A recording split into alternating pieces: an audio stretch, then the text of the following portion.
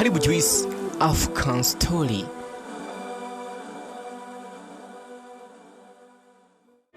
Mjue Margareta Peter, nabii aliamini kuwa njia ya kuondoa mapepo ni upewe kipigo hadi uumie. Tangu akiwa mtoto wa miaka 6, Margareta Peter wa Uswizi alionekana kuwa na uwezo wa ajabu wa kidini. Baadaye imani yake ilimwendea kombo, akaanza kuwa na maono ya ajabu. Alimuua dada yake akidai kuwa atafufuka, naye akaamuru watu wamuue eti atafufuka, akafa jumla. Kama kuna stori iliyokuwa maarufu sana katika karne ya 18 na mpaka leo inakumbukwa nchini Uswizi, basi ni hii ya Margareta. Karibu sana mjini. Anaitwa Margareta Peter, aliyezaliwa mwaka 1794 nje kidogo ya mji wa Schaffhausen, Uswizi. Tangu umri mdogo alionyesha bidii ya kidini ya kushangaza. Alipofikia umri wa miaka 6 tu, alikuwa mtu maarufu wa kuhubiri ambaye alivutia mikutano na mahubiri yenye kupendeza. Katika umri huo wa miaka 6 tu, alikuwa na uwezo wa ajabu wa ufahamu juu ya Biblia kuliko wanadini wengine wengi waliokuwa wakubwa na wakongwe. Alikuwa na utu wenye nguvu na alitawala sana katika sekta hiyo ya kiroho kwa familia yake, na majirani wengi aliwageuza kuwa wafuasi wake. Alipofikisha umri wa miaka 20, Margareta alijitangaza kwamba alikuwa nabii wa kike na akaanzisha mkutano mdogo wa kidini katika kijiji chake. Pia alianza kutembea huku na kule kuhubiri. Alipata sifa nyingi sana na kuaminika nchini humo.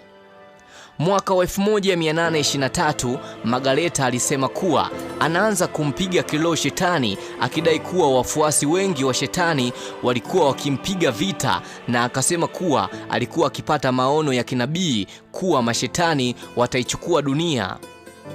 Mwaka wa 1816 aliwaambia wafuasi wake 10 wajitolee kukusanya silaha zao na kuomba kwa nguvu, kwa sababu vita ya mwisho kati ya shetani na Yesu ilikuwa karibu kuanza.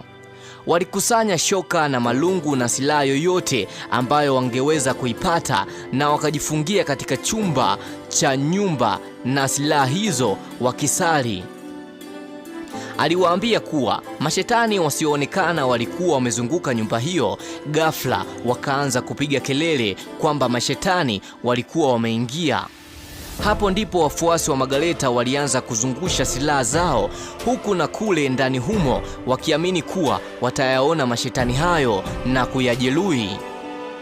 Hiyo iliendelea kwa masaa kadhaa, ambapo waliharibu dari ya nyumba hiyo iliyokuwa ya ghorofa. Kisha wakashuka kwenye ghorofa ya chini na kuanza kugongana na silaha wenyewe kwa wenyewe, kwa nadharia kwamba maumivu waliokuwa wakiyapata yangewakimbiza mashetani. Waliendelea tu hadi sasa majirani walipowaita polisi, ambao walifika na kukuta wafuasi wote wa Margareta wakiwa hoi sakafuni, wakati yeye akiendelea kuomba tu huku akiwapiga. Ni kama sasa Margareta alianza kupatwa na hali ya ajabu, au ndiyo imani ilimpanda kichwani? Siku iliyofuata aliwaambia watu kuwa maumivu zaidi yanahitajika ili kujikinga na ibilisi, yaani ili shetani akimbie kwako inabidi upigwe sana, uumie. Maumivu ndiyo yatamkimbiza shetani. Baada ya kusema hivyo, akachukua kabari ya chuma na akaanza kumpiga kaka yake aliyekuwepo hapo. Baadaye alitangaza kuwa mzimu wa mama yake aliyekufa ulimwamuru ajitoe kafara. Mama yake alifariki baada tu ya kumzaa Margareta. Kauli hiyo ilimuinua dada yake Elizabeth na kusema kuwa atolewe kafara yeye badala yake. Margareta alikubali, akaanza kumpiga dada yake kwa kabari ya chuma, na punde tu dada yake huyo akafa, huku Margareta akiwahakikishia watu kuwa dada yake atafufuka baada ya siku 3. Baada ya kuwaaminisha hivyo watu, akawaambia sasa na yeye wampige hadi hafe, akiwahakikishia kuwa atafufuka baada ya siku 3 kama dada yake pia. Ni kweli walianza kufanya kama alivyowaelekeza kwa kutengeneza msalaba, huku Margareta mwenyewe akiwahimiza kuwa wafanye chapchap. Wakampigilia misumari kwenye mikono yake, kwenye viwiko, miguu na kwenye matiti, kisha aliwaamuru wamchome kwenye moyo. Walijaribu lakini hawakuweza kufanya hivyo kwa kuogopa, ila walichukua nyundo na misumari mingine midogo midogo na wakampiga nayo kuzungusha kichwani.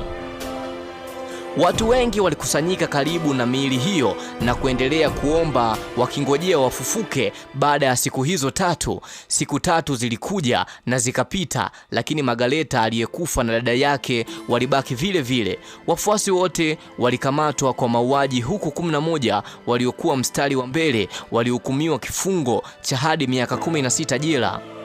Habari za Magaleta ziliishia siku hiyo Machi 15 mwaka 1823 na hakuwahi kufufuka kama alivyokuwa anaamini. Inaelezwa kuwa imani yake ilianza kumpanda kichwani toka mwaka wa 1816. Alianza kubadilika na kuwa na maono ya ajabu. Mwaka 1822 polisi walitaka kumkamata kwa kuchochea imani chonganishi kwa watu, lakini ghafla Magaleta akatoweka kimiujiza na kuja kuonekana Januari 8 mwaka 1823 akiwa hoi, anaumwa. Alikataa kusema alikuwa wapi. Karibu Juice African Story. Kuanzia miaka ya 1900 kulizuka wanyadamu za watu, mavampire, huko Louisiana, USA, Marekani. Mmoja kati ya mavampire hao alikuwa ni mbishi Auguste de la Grange, aliyewaua na kuwanyonya damu zaidi ya watu 40. Alikuwa mgumu kufa. Alipokufa alitolewa moyo na mifupa yote kwa maonyesho. Auguste alikufa mwaka wa 1921. Alizaniwa kuwa na moyo mgumu kuliko binadamu wa kawaida. Alikuwa ni vampire aliyedaiwa kutisha sana, kwani mpaka anafariki alikuwa amewaua zaidi ya watu 40 na kuwanyonya damu, huku majaribio mengi ya kumuua yakifeli. Miaka ya 1900 kulizuka watu wengi waliokuwa wanawaua watu na kunywa damu zao, mavampire. Ndipo alipozuka Auguste pia, aliyedaiwa kuwa mtu wa ajabu kutokea katika mavampire hao huko Louisiana, USA. Kulingana na machapisho kadhaa ni kwamba waasiliwa wote walikuwa wakipatikana wakiwa wamevunjwa mikono yao, lakini cha kushangaza zaidi ni kwamba hakukuwa na damu yoyote katika mivunjiko hiyo, ikimaanisha kuwa damu yote ilikuwa ikinyonywa.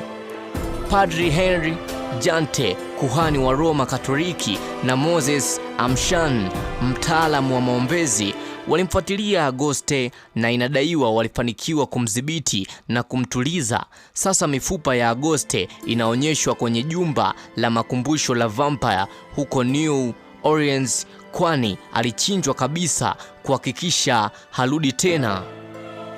Wawili hao walianza kuwaharibu marafiki zake kwa kuwaua na kumlazimisha Auguste kukimbilia kwenye nyumba ya shambani iliyoachwa nje kidogo ya mji mdogo huko Louisiana. Huko ndipo walipofanikiwa kumsukumia mti kupitia moyo wake na mwili wake kuharibiwa. Mwili wake waliuharibu zaidi na kuiondoa mifupa yake ambayo imebaki kama sehemu ya maonyesho pamoja na moyo wake. Mwaka wa 2010 bidhaa ya kushangaza ilinunuliwa kwa gharama ya dola 250 kwenye jukwaa la mnada katika mtandao wa eBay. Wauzaji walidai kuwa huo ulikuwa ni moyo wa vampire Auguste de la Grange. Karibu Juice African Story.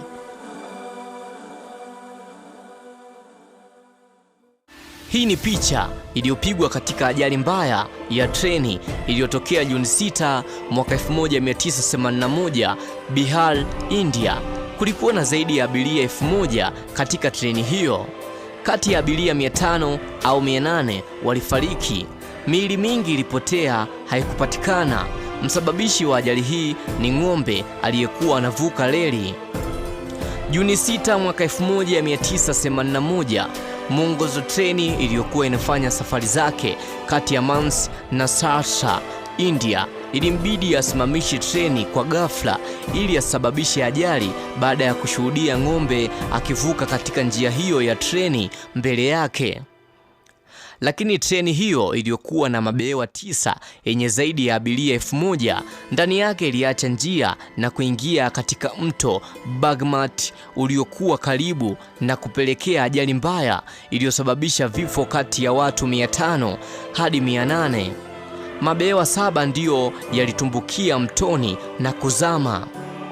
Abiria hao 1000 ni wale waliojazana ndani ya mabehewa pekee, lakini wapo waliokuwa nje juu ya mabehewa hayo ambayo hakujulikana idadi yao.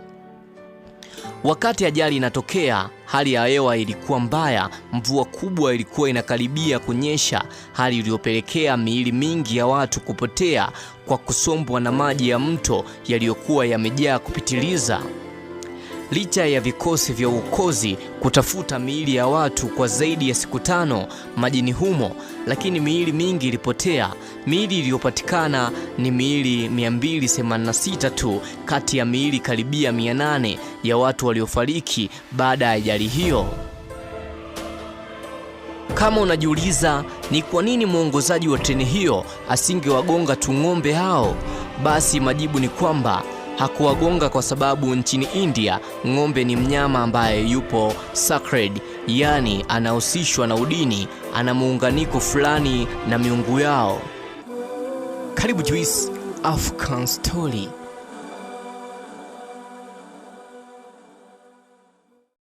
Tunaanzia mwaka 1953. Anaitwa Joseph Ligon, raia wa USA. Mwaka 1953 akiwa na miaka 15 alifungwa jela maisha kwa kuonewa eti kahusika katika mauaji ya watu 2. Misamaha mengi ya rais ya kutoka jela ameikataa, anasema yeye hakuhusika. Sasa misamaha hiyo ni kwa makosa gani? Ligon mwenye umri wa miaka 83 aliachiwa kutoka jela katika gereza la Pennsylvania Alhamisi iliyopita baada ya kufungwa maisha mwaka 1953. Ilikuwa ni baada ya kupatikana na hatia za mauaji pamoja na wizi, hatia ambazo binafsi anasema alionewa. Mwaka huo zilitokea vurugu huko Philadelphia zikihusisha walevi na kupelekea vifo vya watu 2, Ligon akiwa na umri wa miaka 15 tu na wenzake wengine wakahukumiwa vifungo vya maisha jela. Kufungwa inaweza isiwe ajabu, lakini ajabu inakuja pale ambapo mara kwa mara Ligon alikuwa anakataa kutoka jela kwa misamaha ya rais, akidai kuwa kwa kuwa hakuhusika kabisa na shutuma hizo, basi hawawezi kusema atoke kwa msamaha kwa kosa lipi alilolifanya. Mwaka wa 2012 mahakama mjini humo ilitoa amri ya kupunguziwa vifungo kwa watuhumiwa wote waliohusika na tukio hilo, hali iliyopelekea Ligon kumaliza kifungo chake wiki jana baada ya kukaa gerezani kwa miaka 68. Tangu afungwe mwaka wa 1953, Ligon hajawahi kukata rufaa, hajawahi kuomba adhabu ipunguzwe, na mara nyingi alikuwa akigoma kutoka jela kwa misamaha, akisema kuwa kwa kuwa hakuua wala kuhusika na vurugu, sasa msamaha huo ni kwa lipi? Hivyo alikuwa tayari kutumikia kifungo chote. Wakati anatoka jela Alhamisi iliyopita, Ligon alizungumza maneno machache tu: hii siyo siku ya huzuni kwangu. Karibu Juice African Story.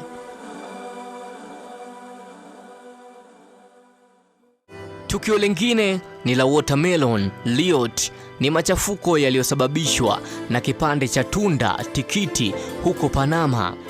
Aprili 15 mwaka 1856 ilikuwa ni baada ya watalii kutoka USA kula vipande vya tikiti na hawakulipa pesa kwa muuzaji. Hapo fujo zikaanza na kupelekea vifo 18 na karibia watu 70 kujeruhiwa. Inaitwa vita ya tikiti au machafuko ya tikiti yaliyotokea jioni ya Aprili 15 mwaka 1856 katika mji wa Panama huko Panama. Mchana wa siku hiyo, treni iliyobeba karibia abiria 1000 kutoka California, USA iliwasili mjini hapo, ambapo kati ya abiria hao wengi kulikuwa na watalii wengine pia waliofika Panama kutoka huko USA. Kikundi cha watalii 4 au 3 kilimfuata muuzaji wa matunda mmoja wa jina la Jose Manuel Luna na kula matunda aina ya matikiti aliyokuwa akiyatembeza katika maeneo hayo ya kituo cha treni. Mtalii mmoja kwa jina la Jack Oliver alikataa kulipia pesa ya matunda aliyokula kwa Jose, huku wenzie wakilipa vizuri tu. Baada ya kudaiwa sana, akaona sasa ni kero na kuamua kumtishia Jose kwa bunduki yake ndogo aliyokuwa nayo. Ndipo Jose naye akatoa kisu ili wapambane. Kipindi hicho mji huo ulikuwa umejaa watu wengi waliokuwa wametoka utumwani katika nchi mbalimbali kama USA na kadhalika. Ndipo walipopata hasira na kuanza kuokota mawe na chochote ili wapambane na Wamarekani hao waliokuwa wengi, na wengi wao walionyesha kuwa na bunduki, ukizingatia pia walikuwa wametoka utumwani huko USA. Machafuko hayo makubwa kituoni hapo yaliishia kwa kusababisha vifo vya watu 18, ikiwa kwa Wamarekani ni 15 na kwa Wapanama ni 3, huku zaidi ya Wamarekani 50 wakijeruhiwa na majeruhi wengine 15 walikuwa ni raia wa Panama. Miundombinu mingi pia kituoni hapo iliharibiwa. Baada ya uchunguzi kwa nchi zote mbili juu ya tukio hilo, watalii hao wote kwa pamoja walipewa pesa $160,000 kama fidia ya janga hilo lililowakuta. Karibu Juice African Story. Pichani ni Fadia, mwanamke wa miaka 50, raia wa Misri. Mwaka wa 2020 iligunduliwa kuwa amekuwa akiishi kwa kufungiwa kwenye chumba kichafu kwa miaka 22 bila kutoka nje. Kaka yake Khalaf Ismail ndiye aliyemfungia humo. Kisa ni kuhoji juu ya mgawanyo wa mali za urithi. Julai 8 mwaka 2020, mtandao wa The Sun wa Uingereza uliandika taarifa ya mwanaume Khalaf Ismail, raia wa Minya, Misri, kumfungia dada yake Fadia wa umri wa miaka 50 katika chumba kwa miaka 22 tangu akiwa na miaka 28. Kisa alikuwa anauliza sana kuhusu haki yake ya kupata urithi wa mali. Inaelezwa kuwa baada ya kaka yake huyo kukeleka na maswali hayo ya dada yake, aliamua kwenda kumfungia katika chumba kimoja kwenye nyumba chafu, huku akipelekewa chakula kidogo kila siku. Fadia hakuwahi kutoka chumbani humo kwa miaka 22. Majirani ndio waliogundua uwepo wa mtu ndani na kuanza kupata mashaka, na hata baada ya kumuona Fadia ambaye hali yake ya kiafya ilionekana kuwa mbaya, alikataa kabisa kurudi kuishi na kaka yake. Kaka yake alikamatwa huku serikali ikiandaa kumpa pension Fadia ili aishi mwenyewe bila utegemezi wa kaka yake huyo. Tunaanzia mwaka 2013. Anaitwa Ibrahim Yücel, raia wa Uturuki. Mwaka wa 2013, akiwa na miaka 42, aliamua kujitengenezea helmeti hii yenye kufuli ili msaidie kuacha uvutaji wa sigara. Funguo alimpa mkewe. Alikuwa anafunguliwa wakati wa kula pekee. Alikuwa anavuta paketi 2 kila siku kwa miaka 26. Ilikuwa ni mwaka 2013. Anaitwa Ibrahim Yücel, mwanaume wa umri wa miaka 42, raia wa Kutayla, Uturuki, ambaye alikuwa mvutaji sugu wa sigara kiasi kwamba anaweza kuchagua kuvuta sigara akaacha kula chakula kabisa. Kwa mujibu wa mtandao nchini humo, Yücel alianza kuvuta sigara tangu yuko na umri wa miaka 16, na kwa muda wote wa miaka 26 alikuwa anavuta paketi 2 za sigara kila siku. Hakuna siku hajavuta sigara paketi hizo, labda kuzidisha zaidi. Wataalam, tuambieni paketi 2 zina jumla ya sigara ngapi? Kwa miaka mingi sana, Yusel alikuwa anajaribu kuacha sigara, lakini hakuwa anaweza, mpaka mwaka wa 2013 akiwa na miaka 42 alipoamua kujitengenezea elementi hii isiyomwezesha kupitisha sigara katika mdomo wake, na funguo akamkabidhi mkewe ili awe anamfungua wakati wa kula pekee. Japo awali familia yake ilishangazwa na uamuzi wake huo, wakisema kuwa anateseka, lakini baada ya siku kadhaa waligundua kuwa kumbe ilikuwa ni njia nzuri ya kumsaidia yeye mwenyewe kuacha kuvuta sigara. Kwa mujibu wa taarifa iliyoripotiwa baadaye ni kwamba Bwana Yusel aliacha kabisa sigara na sasa amekuwa baba mzuri.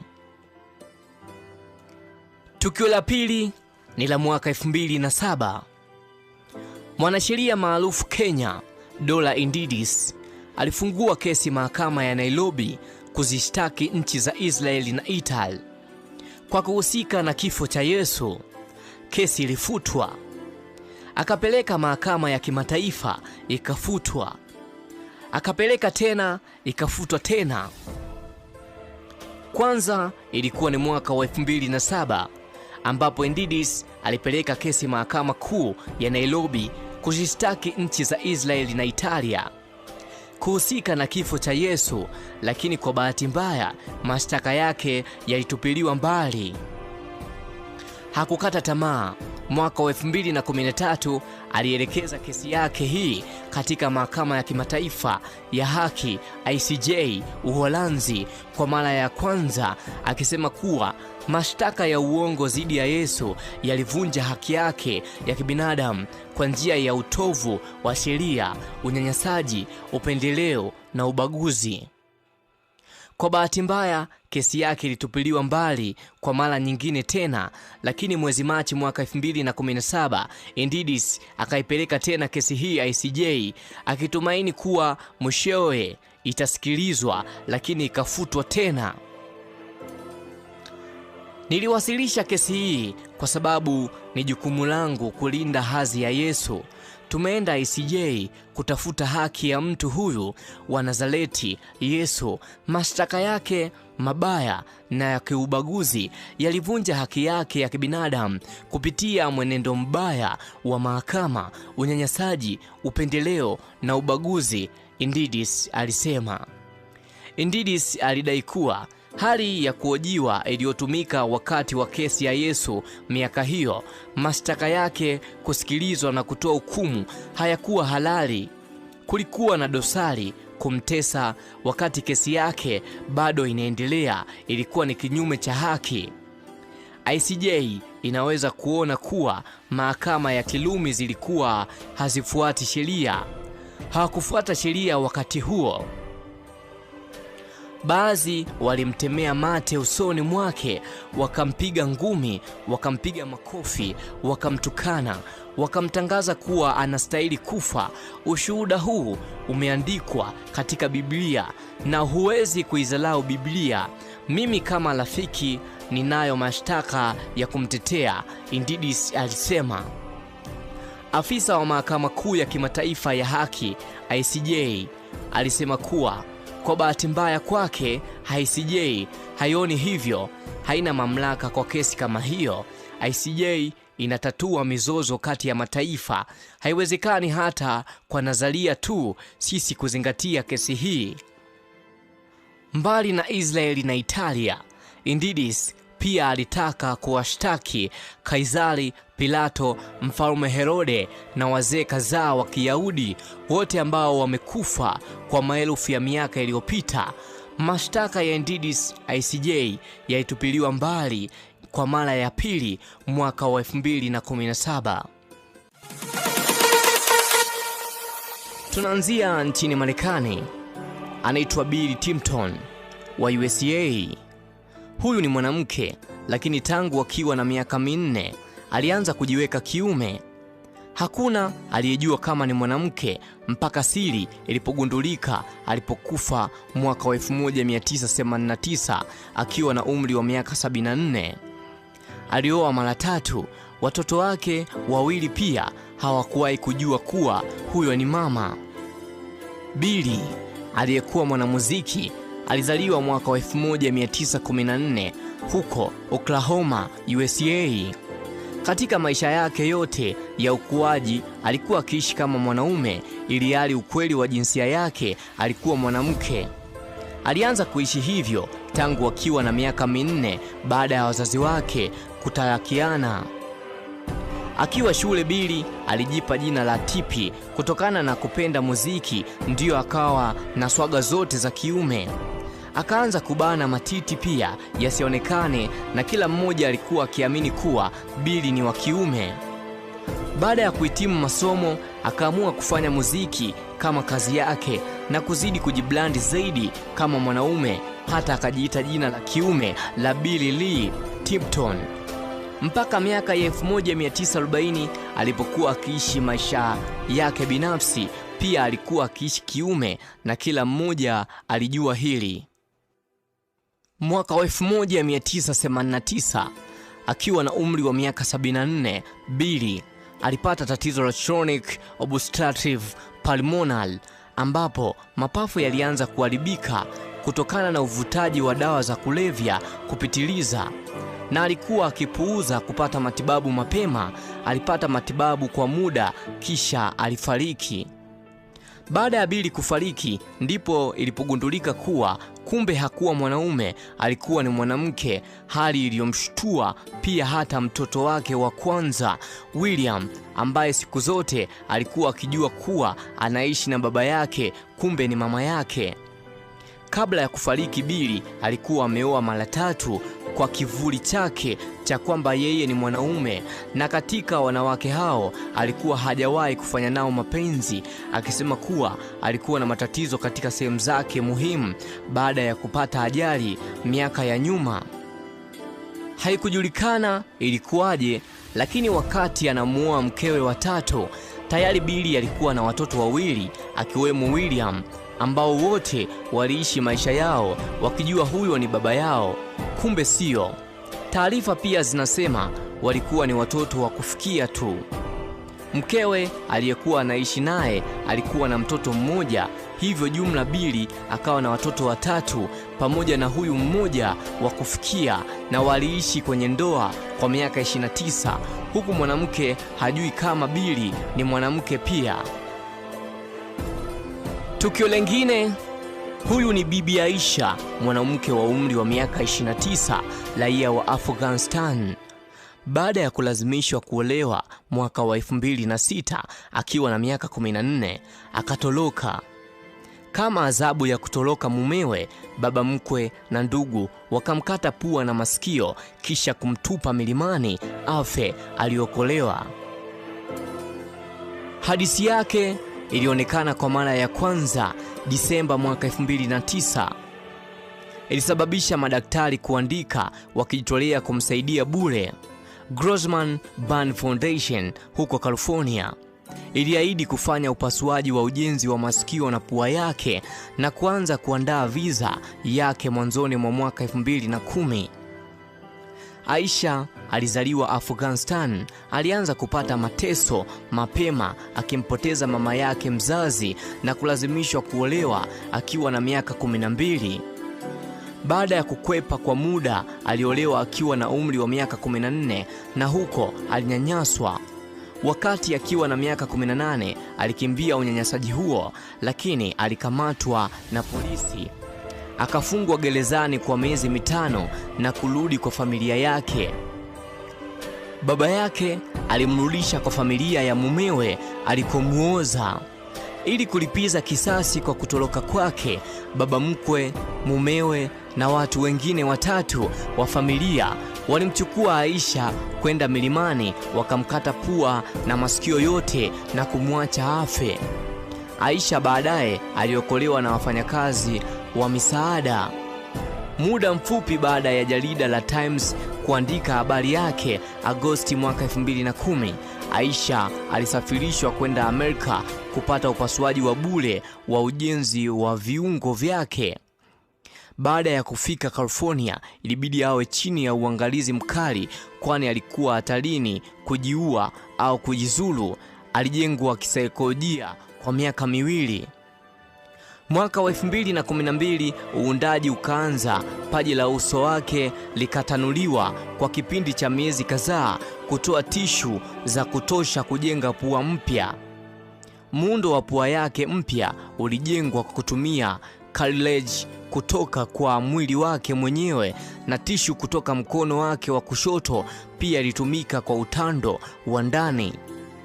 Aisha alifanyiwa upasuaji mara 12 na kupona kabisa, kwani pua na masikio yake yalijengwa upya na kuwa na muonekano wa kupendeza.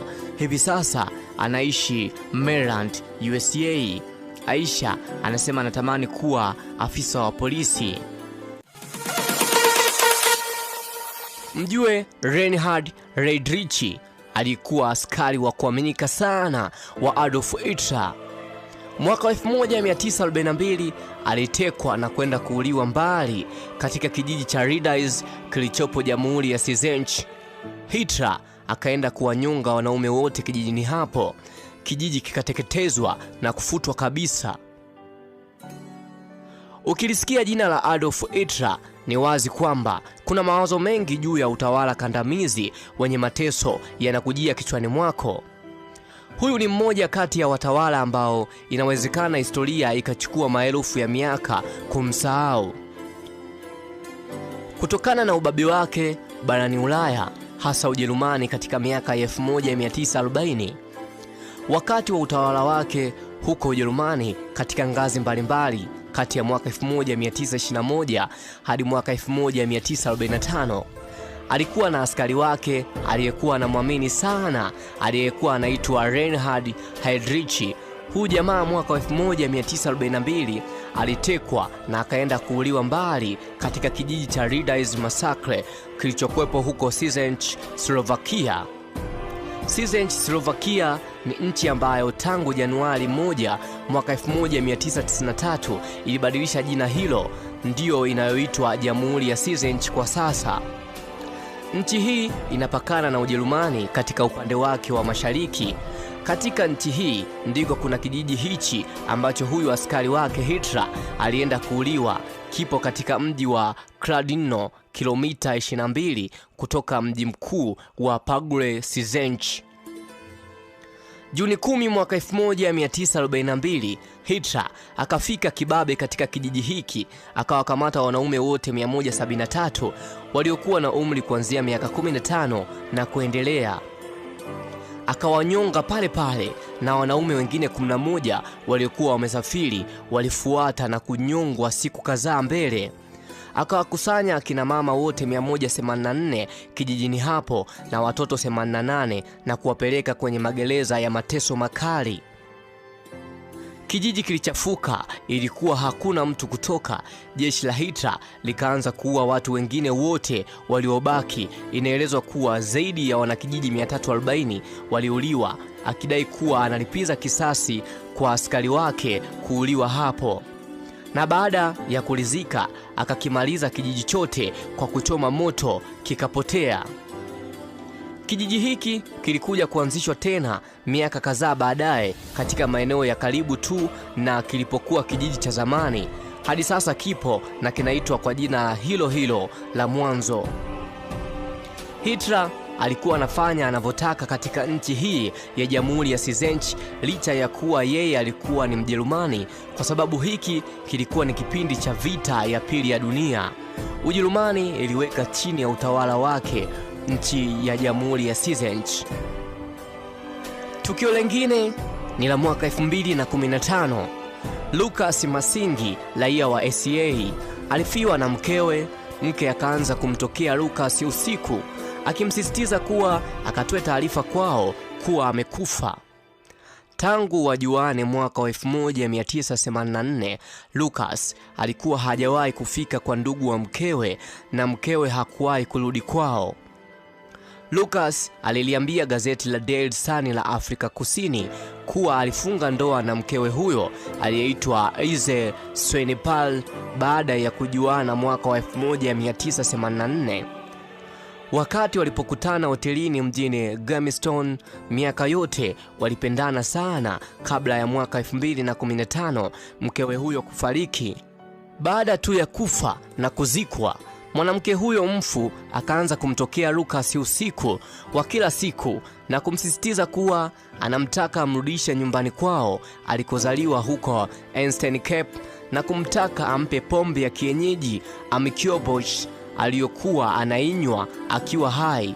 Lucas alikuwa akimpa. Alisema kuwa baada ya mkewe huyo kufariki alizikwa kwa heshima zote, lakini hakukuwa na ndugu yeyote upande wa mkewe aliyeshiriki mazishi hayo kutokana na kuishi katika mji uliopo mbali na mahala hapo. Lucas anaamini kuwa hii ndiyo sababu ya mkewe huyo kumtokea usiku. Lucas mwenyewe umri wa miaka 60 sasa alikuwa anaishi Macau. Mkewe alikuwa ni mtu wa Eastern Cape. Umbali kati ya miji hii miwili ni kilomita 927. Mwendo wa karibia ya masaa 15 kwa basi, ni zaidi ya umbali wa kutoka Dar hadi Mbeya. Nilikuwa dereva wa gari la wagonjwa. Kuanzia siku hiyo tulipendana na kuhamia nyumbani kwa wazazi wangu huko Macau. Yeye alikwenda kutafuta kazi na tangu hapo hakuwahi kurudi kwao hadi anafariki. Lucas anasema kuwa mkewe hakumwambia chochote juu ya familia yake zaidi ya kusema tu alikuwa na mtoto mmoja wa kike aliyekuwa anaishi na shangazi yake, na miaka yote walioishi Lucas hajawahi kujua chochote kuhusu ndugu wa mkewe. Ananitembelea nyumbani kila siku. Anasema anataka familia yake wajue kuwa amekufa na watembelee kaburi lake. Sina amani kabisa. Nilikuwa namuuliza juu ya familia yake, lakini alikuwa anasema familia yake haikuwa nzuri kwake, lazima niitafute familia yake. Tunaanzia mwaka 1969. Pichani anaitwa Rina Medina, raia wa Peru.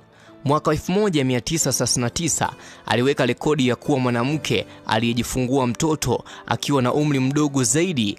Alikuwa na miaka 5 tu. Alianza kupata hedhi akiwa na miezi 8 tu. Baba yake alikamatwa kwa ubakaji. Mpaka sasa Rina yupo hai. Anaitwa Rina Marcela Medina de Julado, raia wa Peru, ambaye historia inamtambua kuwa ndiye mama mwenye umri mdogo zaidi kuwahi kutokea. Mei 14 mwaka 1969 alijifungua mtoto wa kiume wa kilo 2 huku yeye akiwa na umri wa miaka 5 tu. Ilibidi mtoto huyo azaliwe kwa njia ya upasuaji kwa kuwa njia ya kawaida ya Rina kuzaa ilikuwa ni ndogo mno. Dr. Edmundo Escomeli alieleza ukomavu wa kijinsia wa mtoto huyo akisema kuwa Rina alipata mzunguko wake wa kwanza wa hedhi wakati akiwa na umri wa miezi 8 tu. Matiti yake yalianza kuchomoza akiwa na miaka 4 tu. Hali ya Rina inayojulikana kama precocious puberty ilimshangaza kila mmoja nchini humo na kila aliyepata habari zake duniani kote. Mwishoni mwa ujauzito wake, Rina alipigwa picha ya X-ray. Picha hiyo ilithibitisha kuwa Rina hakuwa na ujauzito tu, bali ilionyesha ukomavu wa kijinsia kama mtu mzima. Mtoto aliyezaliwa alipewa jina la Gelado. Rina alitambulishwa kwa mwanawe akiwa na umri wa miaka 10. Mwanzo alifichwa. Gelado alifariki mwaka wa 1979 kwa matatizo ya mifupa akiwa na umri wa miaka 40. Kutokana na kutojulikana kwa baba wa mtoto huyo, baba yake Rina alikamatwa na polisi aliyofiwa kuwa yeye ndiye alimbaka mwanae na kumpa ujauzito, japo baadaye aliachiwa kutokana na kukosekana kwa ushahidi. Rina alizaliwa Septemba 23 mwaka 1963 mjini Castrovirreyna, Peru, na hadi sasa yuko hai na umri wake wa miaka 86. Ana watoto 2. Tukio lingine, alijiita Dr. Death, akifurahia sana kuua watu kwa kuwapa dawa au sindano za sumu. Aliweka sindano za sumu chini ya siti za gari. Ukikalia tu basi una masaa kadhaa ya kuishi. Zaidi ya watu 130 walifariki kwa njia hii.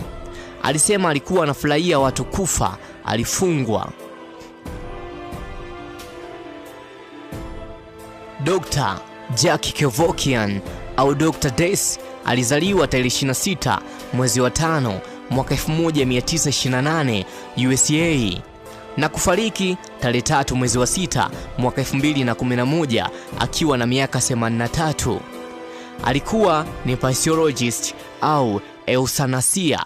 Physiology ni elimu ya kuyajua madawa, kujua chanzo cha ugonjwa na dawa za kuutibu. Ni sawa na udaktari, lakini hii imeenda mbali zaidi. Euthanasia ni utaalamu wa kukatisha maisha ya mtu bila maumivu. A good death, kufa bila kuumia. Kuna kipindi mgonjwa anateseka, hivyo anatakiwa kufa, hivyo unamchagulia kifo kisicho na maumivu. Mtaalamu wa mambo hayo ndo anaitwa euthanasia.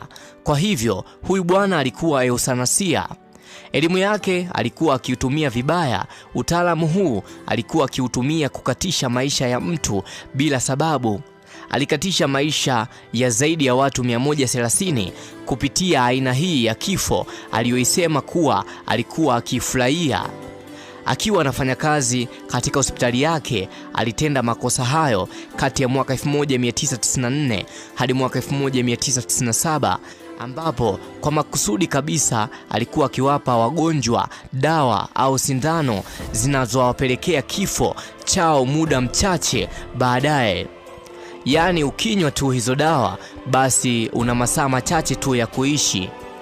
Mbali na hilo, pia alipeleka gari ya mgonjwa kwa fundi kubadilisha mfumo wa siti za kukalia na kuweka mfumo wake ambao utauwezesha kuweka sindano au madawa ambayo mtu akikalia tu siti hizo basi atakuwa hana muda mrefu wa kuendelea kuishi. Zaidi ya watu 130 walifariki kwa njia hiyo. Alitoa siti za nyuma na kuweka mashine 2 alizozitengeneza mwenyewe chini ya siti hizo. Akaweka sindano zitakazoingiza dawa mwilini mwa yeyote atakayelia kwa kubonyeza kitufe alichokuwa na kikontrol mwenyewe. Aliita Death Mobile. Alikuwa anasema kufa ni wajibu, hivyo hayo yote alikuwa anafanya kama sehemu ya furaha kwake. Mwaka 1998 alikamatwa kwa makosa haya na akahukumiwa kifungo cha miaka 25 jela, huku kesi yake ikipewa hadhi ya second degree murder. Aliachiwa huru Juni 1 mwaka 2007 kwa msamaha wa rais, akipewa masharti ya kutoonekana au kuhusika katika kosa lolote la mauaji kwa miaka 2. Story hii imo katika series ya Deadly Possession, ambapo humo kuna story 4 za ukweli zilizowahi kutokea. Jina langu naitwa Juice Danger, ni follow pia Instagram natumia Juice Dangers TZ.